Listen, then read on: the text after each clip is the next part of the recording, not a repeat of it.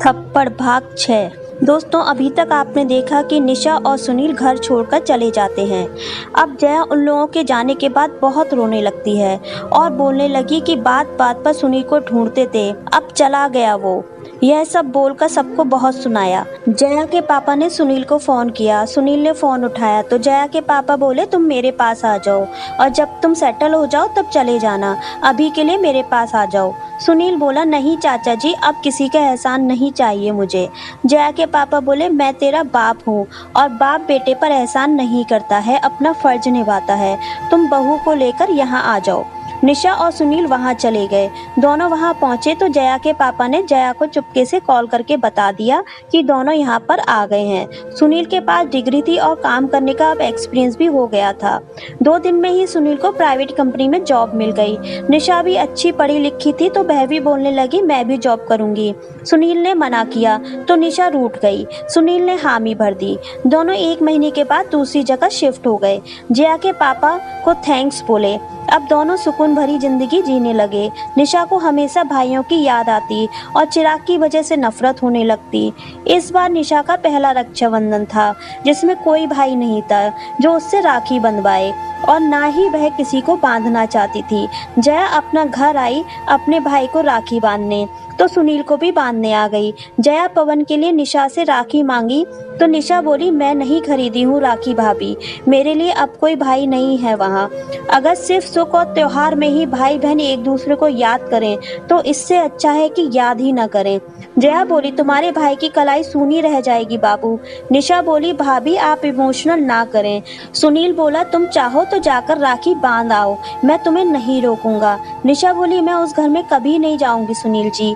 जया वहां से चली गई। निशा दिन भर आंसू बहाए लेकिन बांधने नहीं गई। रात को 8 बजे मनीष जया से पता पूछकर निशा के घर पहुंचा।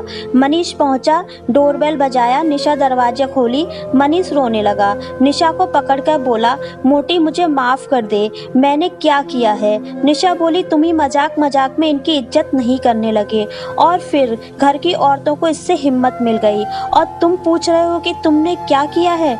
मनीष बोला, देखो मैं तुमसे बड़ा हूँ लेकिन तुम कहोगी तो मैं सुनील के पैर पकड़कर माफी मांग लूंगा।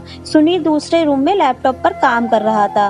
अचानक बाहर आया तो देखा कि मनीष आया है। सुनील ने उसे गले लगा लिया। बोला, कब आए। मनीष बोला, यार सुनील सॉरी, मेरे से गलती हो गई, मैंने तुमसे मजाक मजाक में बहुत बदसलूकी की। सुनील बोला, कोई बात नहीं है, वैसे आप लोग सब बढ़िया है ना। मनीष ने बताया, क्या बढ़िया सुनील, जब से तुम वहाँ से आए हो मामला और बिगड़ने लगा है। चिराग भैया के हाथ से जितना बड़ा प्रोजेक्ट चला गया, वह काम पर कम और बीवी पर ज्यादा ध्यान देने लगे। बड़े भैया भी परेशान है कुछ दिनों से। सुनील बोला, सब ठीक हो जाएगा, बैठिए, अब रात को यहीं रुक कर जाइएगा, कल सुबह चले जाइएगा। मनीष बोला, नहीं, तुम्हारी भाभी भी राखी बांधने मायके गई है तो उसको साथ लेकर ही घर जाना है। निशा के लिए मनीष खुद राखी लेकर आया। निशा ने राखी बांधी। मनीष खाना खाकर रात को ही निकल गया। निशा थोड़ा खुश हो गई और सुनील से बोली, सॉरी आपको बुरा लगा हो तो। सुनील बोला, मुझे क्यों बुरा लगेगा, तुम्हारा भाई है, मैं तुमको उससे मिलने क्यों रोकूं। मेरे दिल में गिले शिकवे हैं लेकिन तुम तो उनकी बहन हो, तुम्हारा हक है उनसे मिलने का। निशा बोली, लेकिन मैं वह घर नहीं जाऊंगी जहां पर आपकी बेइज्जती हुई है। थप्पड़ आपके गाल से ज्यादा मेरे अरमान में लगे हैं जो मैं अपने भाइयों के साथ रहकर देख चुकी हूँ।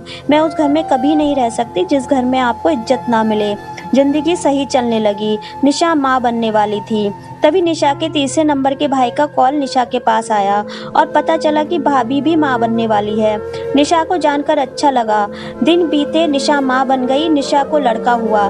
निशा के भाभी के लड़की हुई। अब निशा को बधाई के लिए केवल जया ने कॉल किया। चिराग और निशा की माँ कभी भी निशा को याद नहीं किए।